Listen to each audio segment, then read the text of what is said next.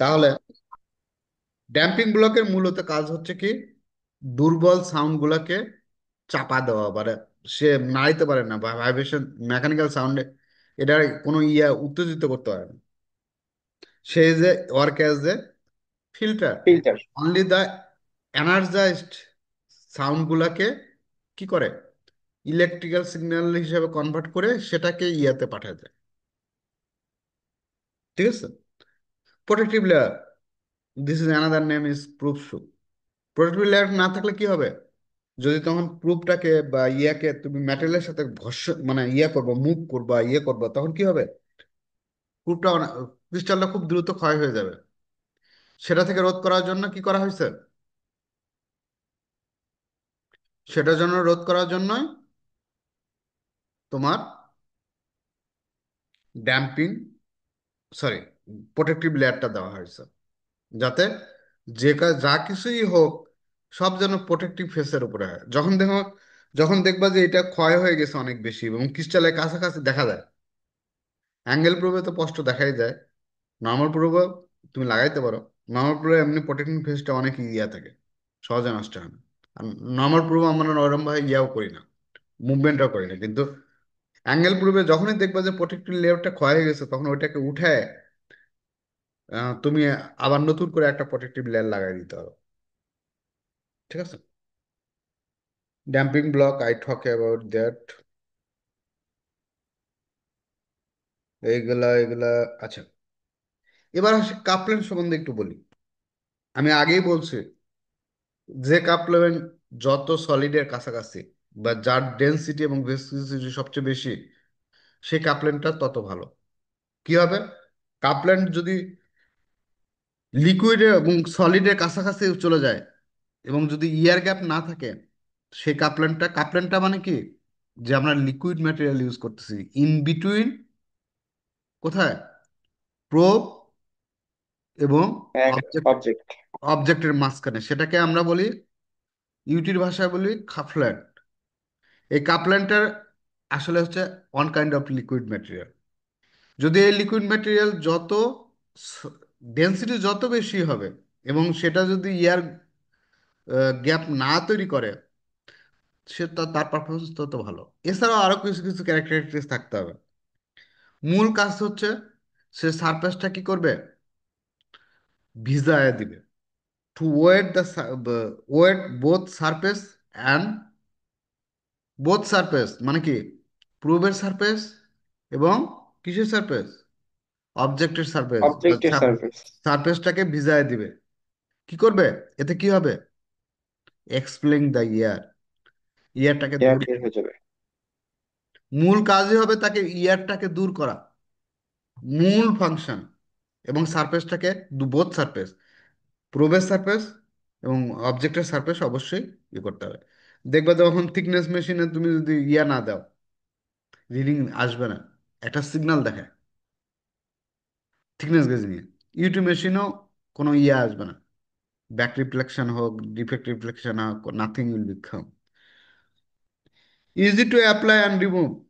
এখন এমন কোনো কাপলেট নিব না যে ওটা উঠাইতে আবার কারণ পি ক্লিনিং একটা ভেরি ভেরি এসেনশিয়াল। বিশেষ করে তোমার ওই কাপলেনটা যদি লেগে থাকে, অন্য অন্য আইসে আইসে ময়লা টলা আইসে ওইটার সাথে লেগে থাকবে, ইন ফিউচারে ওইটা রাস্টেড হয়ে যেতে পারে।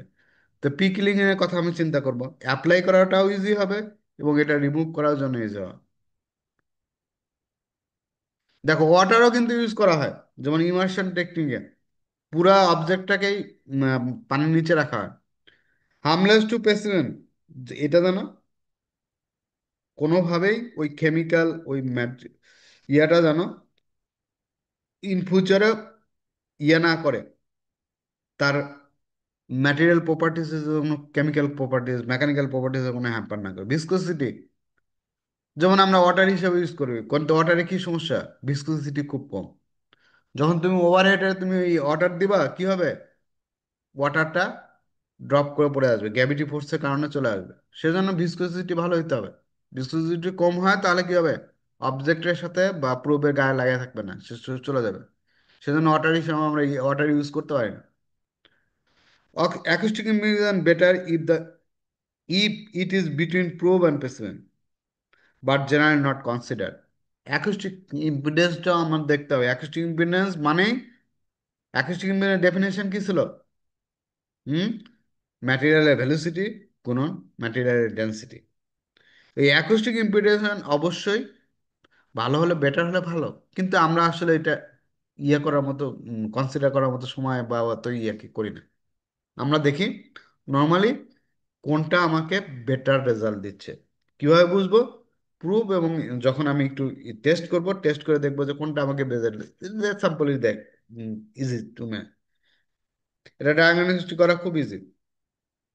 আচ্ছা, এবার আসি, এই জিনিসগুলা অনেক কিছুই বলা হয়েছে, এগুলা তোমরা একটু দেখে নিও, বা কোশ্চেন আছে, কোশ্চেন পড়লেও স্যার, সমস্যা। হুম, একটা প্রশ্ন ছিল। বলো।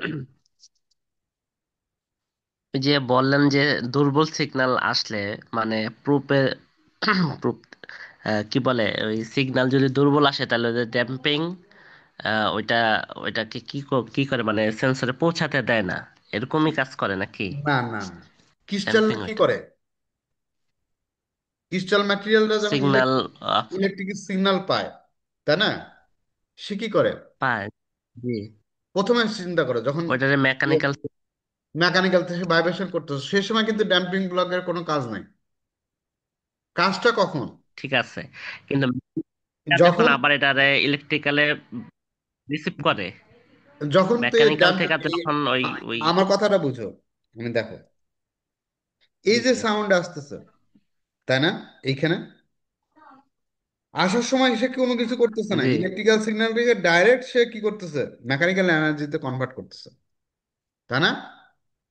জি মেকানিক্যাল এনার্জি যাচ্ছে, জি যা আবার কি ক্রিস্টালে আসতেছে না? জি, আবার ফেরত আসতেছে। তখন কি এই জি ক্রিস্টালটাকে সে ভাইব্রেট করবে না? ভাইব্রেট করলেই না বুঝতে পারবে যে তার সাউন্ড এনার্জি আসছে নাকি। জি তাহলে এটার উপরে যদি তুমি কোনো একটা ওয়েট চাপায় দাও, জি।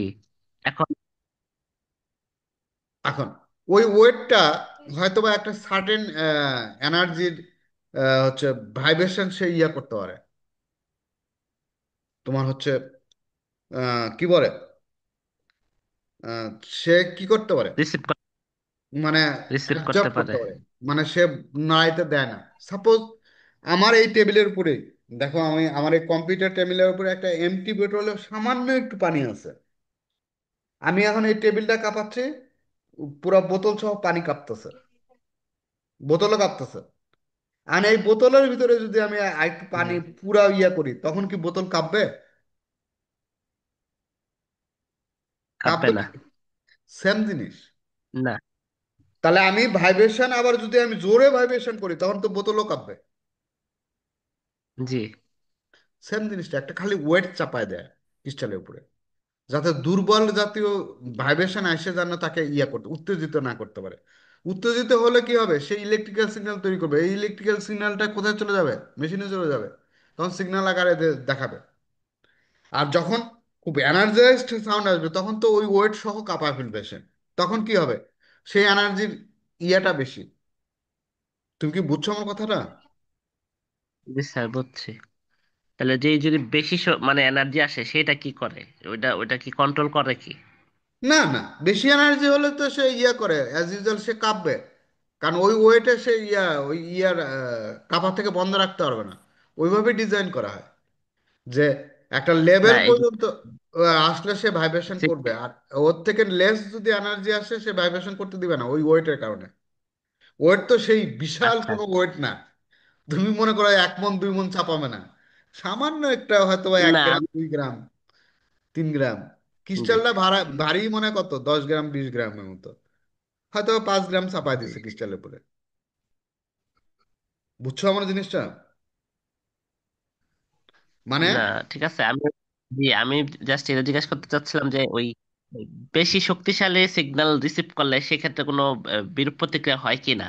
যেমন না, ছোটরা যেমন গ্রহণ করে না, যে ছোট অল্প রেঞ্জের হইলে যেমন এটা সিগন্যালটা রিসিভ করতে পারে না, বা এরা ফেরত পাঠায় না, দেখো, ওইটা উত্তেজিত করতে পারে না, অতিরিক্ত হইলে আবার বেশি কোনো সমস্যা হয় কিনা সেটাই। এখন না, ওটা কোনো সমস্যা করবে না। কারণ ওই ওই ক্যাপাসিটি তার আছে। দেখো এইটা আমার প্রোব, তাই না? এই প্রোবের উপরে আমি কি দেবো? একটা ড্যাম্পিং ব্লক, মানে একটা ব্লক বসায় দিব। ঠিক আছে? এখন এই ব্লকটা, ধরো একটা সাউন্ড আসলো, যার ফ্রিকোয়েন্সি ছিল হচ্ছে, ফিরে আসছে মাত্র হয়তো, এর তো ওখানে তো 2 কিলো হার্জের উপরে হবে, 20 কিলো হার্জের উপরে। ধরো 250 কিলো হার্জের একটা সাউন্ড এসে ফেরত করলো, সে কিন্তু কিচ্ছু করতে পারবে না। এটার লোড থাকার কারণে এই ক্রিস্টালটাকে ভাইব্রেটই করতে পারবে না। কিন্তু একটা আসলো ধরো অনেক, এর থেকে এর ডাবল, বা এর এই পর্যন্তই তার রেঞ্জ আছে, মিনিমাম রেঞ্জ, সে ভাইব্রেট করতে পারবে না। কিন্তু এর থেকে বেশি মানে সাউন্ডে আসলে তখন সে ভাইব্রেট করবে। বুঝছো জিনিসটা এবার? হয়তো 250 পর্যন্ত তাকে এই ওয়েটটা সে কাঁপাইতে পারবে না। 250-এর উপরে, কিলো হার্জের উপরে সাউন্ড আসলে সেটা কাঁপাইতে পারবে। বুঝছো? Just filtering. এটা হচ্ছে মেকানিক্যাল ফিল্টার, মানে একটু টেকনিক্যাল ফিল্টার। আমরা কি করি? আমরা যে নর্মালি যে ইয়ার ফিল্টারিং করি, তাই না? ধরো একটা পানির ভিতরে তোমার অনেকগুলো আছে, ছোট দানা আছে, বড় দানা আছে, তাই না? তো এখন ফিল্টারিং করার সময় দেখা গেল ছোট দানাগুলো সবগুলো ফিল্টার দিয়ে বেরিয়ে গেল, বড় দানা কিন্তু ঠিকই যাবে, যেগুলো টার্গেটেড জিনিসগুলো রাখা। সিমিলার থিং, 250 কিলো হার্জের নিচে বা এর ইকুয়াল হলে ক্রিস্টালটাকে কাঁপাইতে পারবে না। কিন্তু 250 কিলোহার্জের উপরে সাউন্ড আসলে সে কি কাঁপাইতে পারবে? তখন সে ইয়াটাকে, সিগন্যালটাকে মেশিনে পৌঁছাইতে দিবে। কিন্তু লেস অর ইকুয়াল যদি সাউন্ড আসে, সে এটাকে কাঁপাইতেও দিবে না, কোনো সিগন্যালও তৈরি হবে না। মানে তার ভিতরে কিছু ইলেকট্রিক ইফেক্টটাই তৈরি হবে না। নাও আন্ডারস্ট্যান্ড? কে কোশ্চেন জি করছো? স্যার, বুঝছি। জি স্যার, আমি রাকিব বলতেছিলাম। হুম। এবার আসো, এই যে অনেকগুলা ফাংশন দেখছো, কতগুলা মেশিনের ফাংশন, পোর্টস, র্যাম, টাইমে তো এইগুলা আমার মাথা থেকে টাইমে একবার ডিলিট করে দাও। বেসিক যে জিনিসগুলা এই পড়তে পারো কোশ্চেন বা অ্যান্সারের জন্য। আমি যে যে ফাংশনগুলো বলি, আমি 7টা ফাংশনের কথা আজ আলাপ করবো। আমি তোমাদেরকে আগেই বলছিলাম, if you understand this 7 function very easy, তাহলে ইউটি মেশিনের যদি তুমি এইটার নাম জানো, ফাংশন জানো, ঠিকমতো অপারেট করতে পারো, তাহলে ইউটি মেশিনে তুমি 50% এমনি শিখে গেলা। বাকি 50% তুমি মেশিন অপারেটিং করে কয়েকদিন 2-3 ঘন্টা প্র্যাকটিস করলেই মোটামুটি তোমার মাথার ভিতরে চলে আসবে। এরপরে তুমি প্র্যাকটিক্যাল ফিল্ডে একটা সিনিয়রের সাথে কাজ করলে অটোমেটিক গেইন করতে হবে। রাকিব, তুমি আসো কোথায়? কোথায় জব করো? যোগী শিপিং অ্যান্ড লজিস্টিক লিমিটেড। ওখানে ইউটির ফাংশন আছে? ওখানে কি জি এনডিটি স্যার, কাজ ওই আছে? মুরাদ তো আমাদের এখানে ইউটি করে গেছে, ইউটি পিটি এনডিটি করছে তো স্যার। আপনারা করছেন আমাদের এখানে জাহাজের শিপ কনস্ট্রাকশন। ও, ঠিক আছে। তাহলে এবার আসো ইউটি মেশিনের ফাংশন নিয়ে কথা বলি। কয়টা ফাংশন নিয়ে আমি কথা বলবো, যেগুলোকে আমার ইউটি মেশিনের ডাটা, মানে মেশিন স্টার্ট দিলাম, তারপরে ডাটা ইনপুট হিসেবে দিতে হবে কিছু কিছু। আর কিছু কিছু জিনিস ডাটা না হলেও ওটাকে তোমাকে অপারেটিং শিখতে হবে, না হলে তুমি ওইটাকে পুরো মেশিনটাকে তুমি ভালোভাবে করতে পারবে না, আন্ডারস্ট্যান্ডিং করতে পারবে না। Very very important thing, only I will be show you 7 function.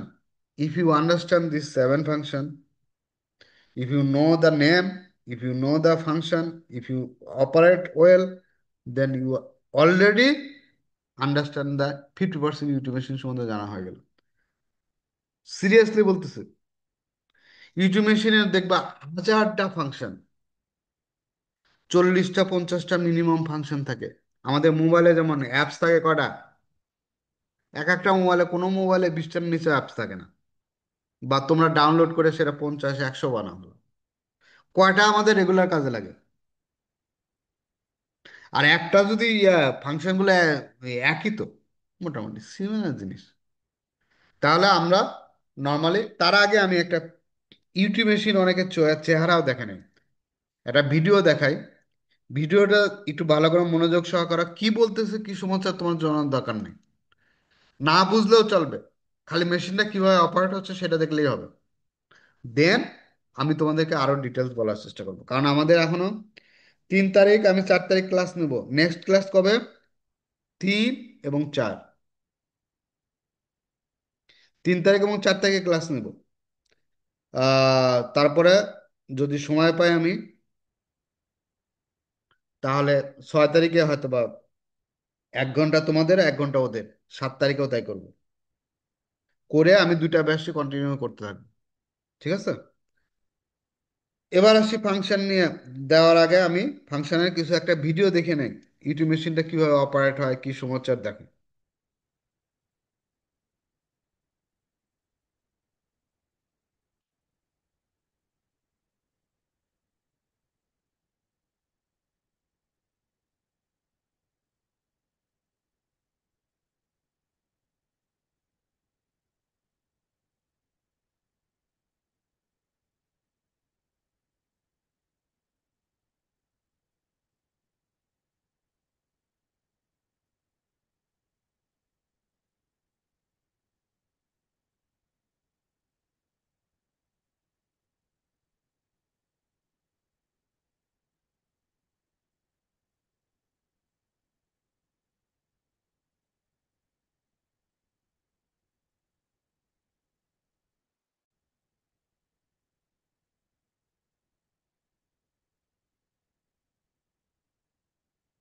Good morning, friend.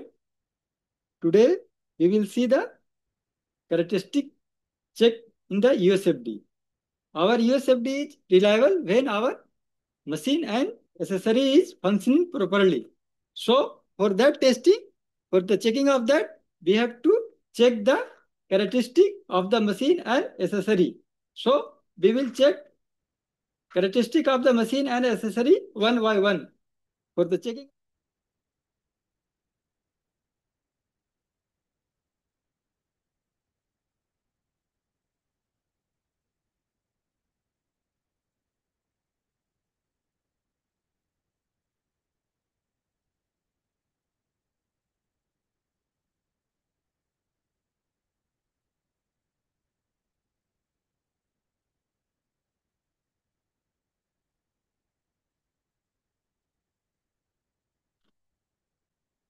Hello दोस्तों।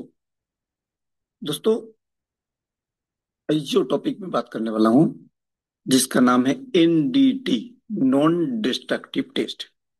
दोस्तों, एनडीटी मतलब जिसमें कुछ भी टेस्ट करना है आपको, प्रॉपर्टी हो, डिसकंटिन्यूटी हो, डिफेक्ट हो, ब्लो होल हो, कुछ भी, कास्टिंग का, बिल्डिंग का, तो नॉर्मल सरफेस में जब आपको ऑब्जेक्ट का कुछ भी दिखता नहीं है, लेकिन है तो उसका अंदर में कुछ प्रॉब्लम है, तो उसके लिए एनडीटी टेस्ट किया जाता है, non destructive test.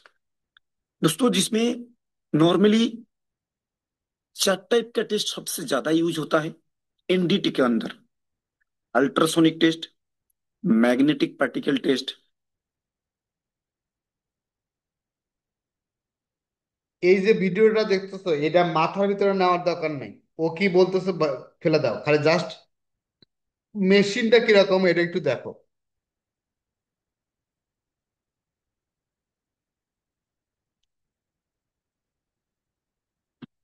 Try penetration test व liquid penetration test, visible test. सबसे पहले विजिबल टेस्ट से ही शुरू होता है, पहले उसको ऑब्जर्व करना, जैसा विजिबल है, जैसा सोचिए हमारे पास ऑब्जेक्ट है, मैंने विजिबल टेस्ट कर रहा हूँ, देख रहा हूँ उसको चारों साइड से, इसके अंदर डिफेक्ट क्या है। दोस्तों, सरफेस में डिफेक्ट है तो मुझे पता लग रहा है ये ब्लो होल है, लेकिन इसका इनसाइड में कुछ डिफेक्ट है, वो मुझे पता नहीं लगेगा। तो उसको पता लगाने के लिए जो टेस्ट किया जाता है, जिसका नाम है NDT, ultrasonic test, magnetic particle test व dry penetration test. Normally surface के लिए विजिबल टेस्ट और लिक्विड पेनेट्रेशन टेस्ट किया जाता है। दोस्तों, आज का हमने जो टॉपिक रखा, जिसका नाम है ultrasonic testing machine. Ultrasonic testing, हमारे पास जो मशीन दिख रहा है दोस्तों, इसका मैक्सिमम कैपेसिटी 15 मीटर्स है, 15 मीटर डेप्थ में कुछ भी डिसकंटिन्यूटी है डिफेक्ट है, ब्लो होल है, स्लैग है, वो आपको पता करके बता देगा ये है क्या। ये हमारा डिस्प्ले है, आपके सामने दिख रहा है दोस्तों, ये हमारा डिस्प्ले है। डिस्प्ले में अलग अलग स्विच होता है, जो सेटिंग होता है, जैसे मोबाइल जैसा सेटिंग है, उसको पहले मैं बताने की कोशिश कर रहा हूँ इस लाइन का थ्रू। ये हमारा डिस्प्ले है, जिसको सी या कैथोड रे ट्यूब कहता है, ये हमारा डिस्प्ले है। ये जो आपके सामने इसका नाम है इको। इको सेटिंग करना होता है, जो कितना इको, जो डिपेंड करेगा थिकनेस के ऊपर और आपका रेंज के ऊपर। कितना रेंज सिलेक्ट किया, उस हिसाब उसका थिकनेस क्या है, उस हिसाब से इको तैयार होगा। ये फास्ट इको इनिशियल है, ये लास्ट इको। ठीक है। ये आपका जो डेप्थ है, वो ऑब्जेक्ट का डेप्थ शो करता है, फास्ट इको और लास्ट इको। उसके बाद में कुछ भी इको दिखा रहा है, मतलब वो डिसकंटिन्यूटी है। फास्ट इको, लास्ट इको, उसके बीच में कोई इको दिख रहा है, मतलब वो डिसकंटिन्यूटी है। ये डिसकंटिन्यूटी कितना सरफेस से नीचे है, ये हमारा सरफेस है ऑब्जेक्ट का, ये सरफेस से कितना नीचे है, ये साइड से कितना डिस्टेंस में है, ये साइड से कितना डिस्टेंस में, ये सब पता करने के लिए जो टेस्ट किया जाता है, जिसका नाम है एनडीटी व ultrasonic testing machine. Ultrasonic testing में ये हमारा सेटिंग है, पावर के लिए सेटिंग है, ये हमारा डिफेक्ट है। इसमें 3 टाइप्स ऑफ प्रोब यूज किया जाता है, जो क्रिस्टल मेटल का बना होता है। क्रिस्टल मेटल क्या करता है, जो इलेक्ट्रिकल एनर्जी को मैकेनिकल एनर्जी और वाइब्रेशन में कन्वर्ट कर देता है।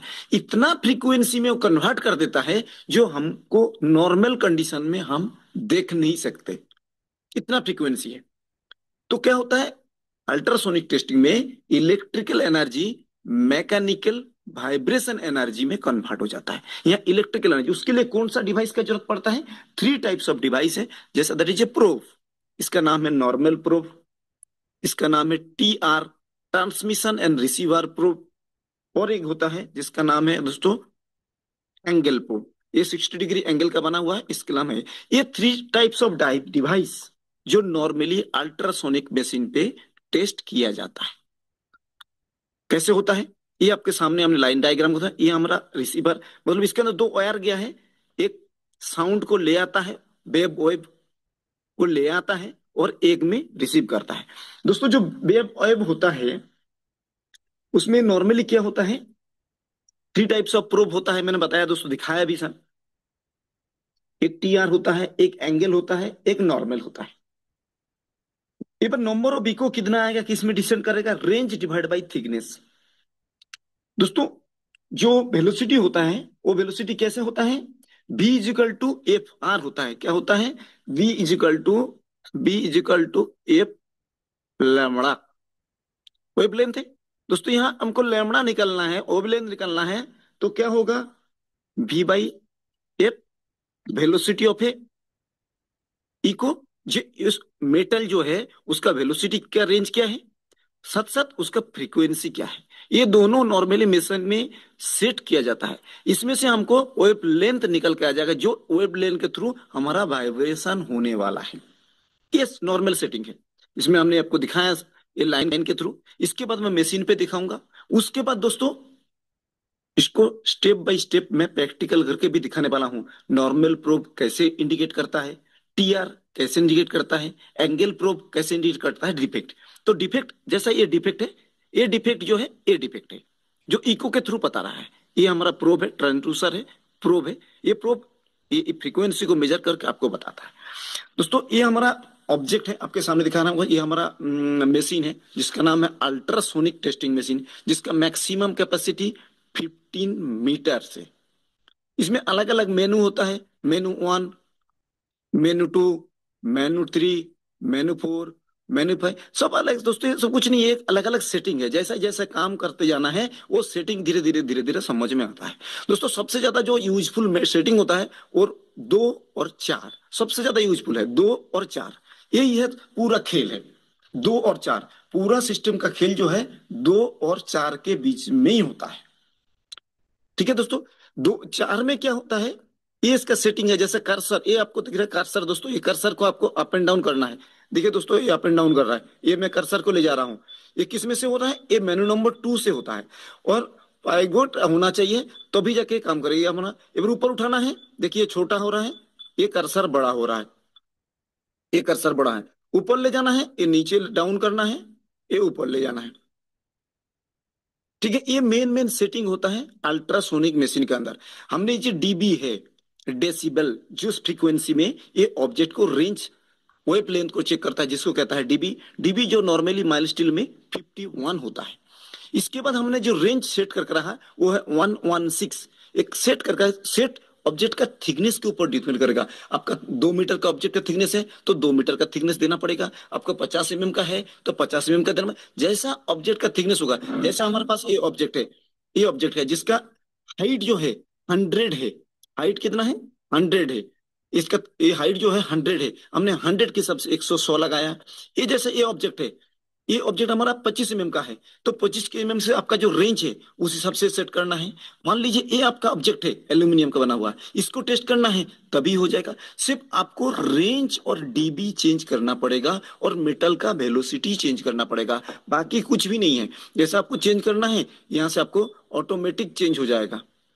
ये हर चीज आपके सामने दिख रहा है मेनू में, कौन सा क्या है, थिकनेस कितना है। हमने देखिए यहाँ थिकनेस लिखा हुआ है जो हमने 100 देकर रखा इस ऑब्जेक्ट के लिए, डीबी देकर रखा। हर पॉइंट आपको यहाँ मिल जाएगा। ये जो आपके सामने दिख रहा है, यह एंगल प्रोब के लिए है, लिखा हुआ है एंगल 45 डिग्री के लिए है। हर पॉइंट आपके सामने आ जाएगा। ठीक है दोस्तों, यहाँ हमने रेंज दिया हूँ, ये जो दिख रहा है 2499, ये इसका वेलोसिटी है। वेलोसिटी के हिसाब से मैं उसका रेंज दिया रखा हूँ 116, मतलब उसका हाइट 116 है। यहाँ 5920 उसका मीटर पर सेकंड वेलोसिटी है। डीले 0 पे है, डीबी है। इस हिसाब से हर ऑब्जेक्ट में, कोई भी ऑब्जेक्ट हो आपके, उसका डिसकंटिन्यूटी निकालना है, डिफेक्ट निकालना है, ब्लो होल निकालना है, तो आसानी से वो सब कुछ संभव है। तो ये आपका अल्ट्रासोनिक टेस्टिंग मशीन के थ्रू मैं इसके जैसा मान लीजिए मेरे पास एक ऑब्जेक्ट है, ये हमने 2 नंबर सेट कर लिया, ये प्राइवेट हो गया। इसके बाद ये 4, सबसे ज्यादा इसी को है। यहाँ दोस्तों सबसे पहले मेमोरी में जाके ए स्कैन करना है। ए स्कैन ये सबसे ज्यादा, मेमोरी नंबर 2, मेमोरी नंबर 4, जैसे हमने मेमोरी नंबर ये 4 कर दिया, रिकॉल, एंटर, ये हमारा इको आ गया। ये इको आ गया, देखिए ये हमारा इको है। ये धीरे धीरे हमारा रेंज के हिसाब से ये चेंज होते चला जाता है। इसका डिस्टेंस कैसे सेट होता है, हमने उसका फॉर्मूला बताया था। जो नंबर ऑफ इको कैसे डिसाइड होता है, नंबर ऑफ इको मतलब रेंज, कितना रेंज रखा वहां लिखा हुआ है हमारा, रेंज डिवाइड बाई थिकनेस। वो थिकनेस के हिसाब से ये हमारा echo number 1, echo number 2, echo number 3, ये कोई डिफेक्ट नहीं है। कि सरफेस टकराने के बाद वेवलेंथ जो है, सरफेस टकराने के बाद रिटर्न किया, उसी का ये सिमेट्रिकल में आपको दिखाया गया। ये कोई डिफेक्ट नहीं है। डिफेक्ट होगा जैसा इसका बीच में ये छोटा सा आपको दिख रहा है, छोटा सा, ये कर्सर ले आने के बाद पता लगेगा उसके अंदर डिफेक्ट है। अब मैंने दोस्तों इसको चेंज कर दिया, 5 नंबर रिकॉल, देखिए कुछ नहीं है। 6 नंबर रिकॉल, 7 नंबर रिकॉल, देखिए आ गया। एक बार ये जो चीज है आपके पास इको दिखा रहा है, ये इको क्या है उसको टेस्ट करने के बाद ही पता लगेगा। और कैसा टेस्ट होगा वो मैं आपको दिखा रहा हूँ। देखिए ये हमने मान लीजिए हमने अभी हमको 2 नंबर पे जाना है, माइल स्टील ले रहा हूं तो उसका 2 नंबर है, 2 नंबर पे चले गया।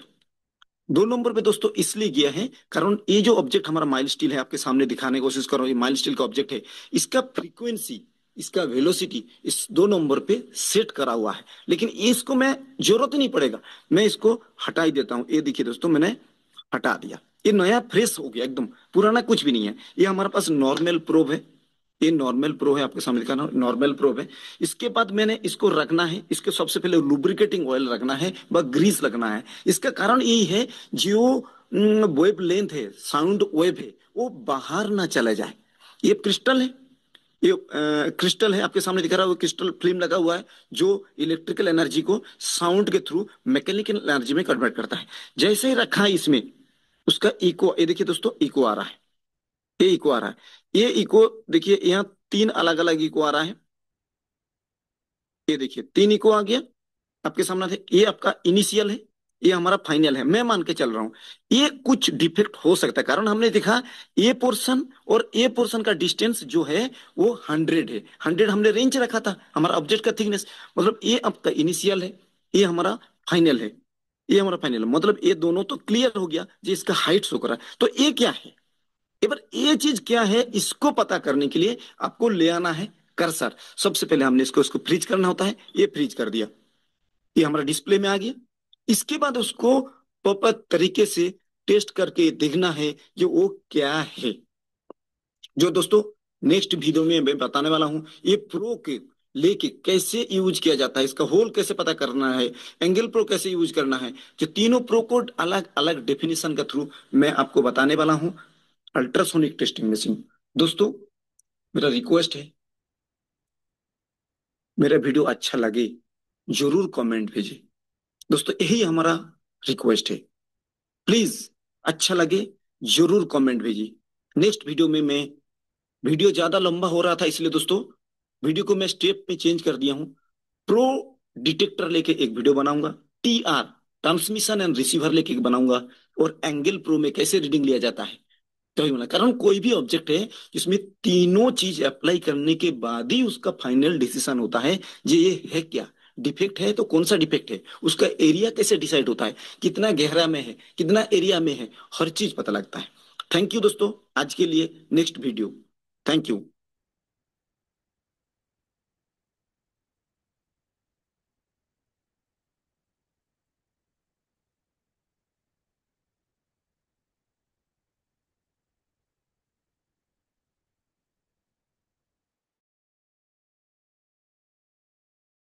আমার কথা কি শোনা যাচ্ছে এখন? শুনতে পাচ্ছি জি স্যার। স্যার। হ্যাঁ। ও কি বলছে কিছু দরকার না, জাস্ট মেশিনটা কি, মেশিনে দেখলে কতগুলো ফাংশন আছে, এইগুলা মুখস্থ করা বা ই করার কোনো দরকার নেই। জাস্ট তুমি 7টা ফাংশন তুমি মনে রাখবা একটু, আর ফাংশন গুলা কিভাবে অপারেট করে এই জিনিসটা একটু বুঝবা।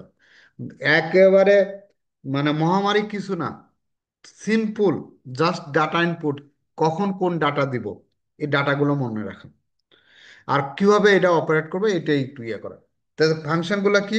এক নম্বর রেঞ্জ। রেঞ্জ আমি অলরেডি বলছি তোমাদের। রেঞ্জ হচ্ছে যে আমি সাউন্ড কতটুকু ডিস্টেন্স ট্রাভেল করবে আমি দেখতে চাই, আমি লিমিটেড করে দেব। আমার তো একটা ম্যাটেরিয়ালের থিকনেস ধরো 50 mm, আমি যদি রেঞ্জ দিয়ে রাখি 1000 mm, আমার দরকার আছে কোনো? 1000 mm দিলে কি হবে?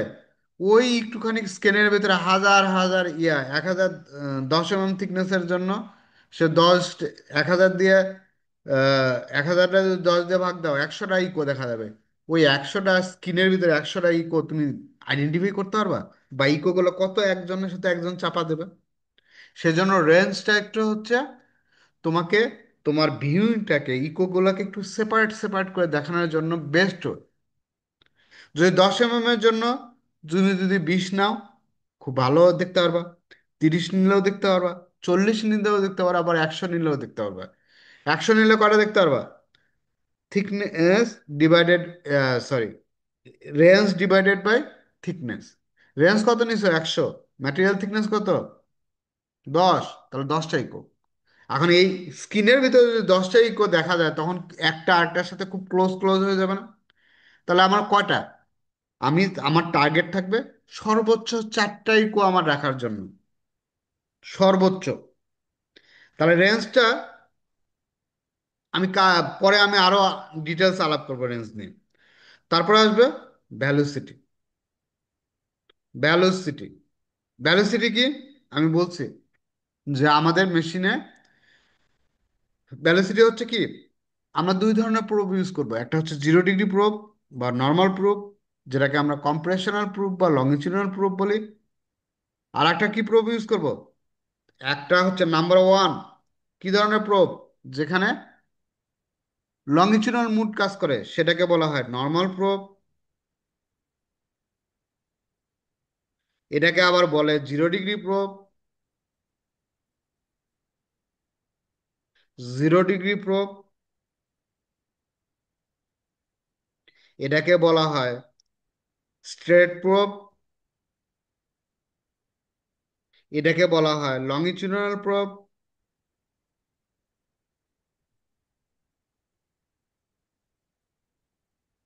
এটাকে বলা হয় কম্প্রেশনাল প্রুফ। সবই একই কথা, মানে সাউন্ডের লংজিটিউডাল বা কম্প্রেশনাল মুড কাজ করে, এই জন্য এটাকে লংজিটিউডাল এবং কম্প্রেশনাল প্রোবও বলা হয়। এটাকে নর্মাল প্রোবও বলা হয়, 0 ডিগ্রি প্রোব বলা হয়। সাউন্ডের কোন মুড কাজ করবে এখানে? সাউন্ডের লংজিটিউডাল। সাউন্ড মুড কোনটা? আসিমো একটু দিয়ে দাও তেল হালকা।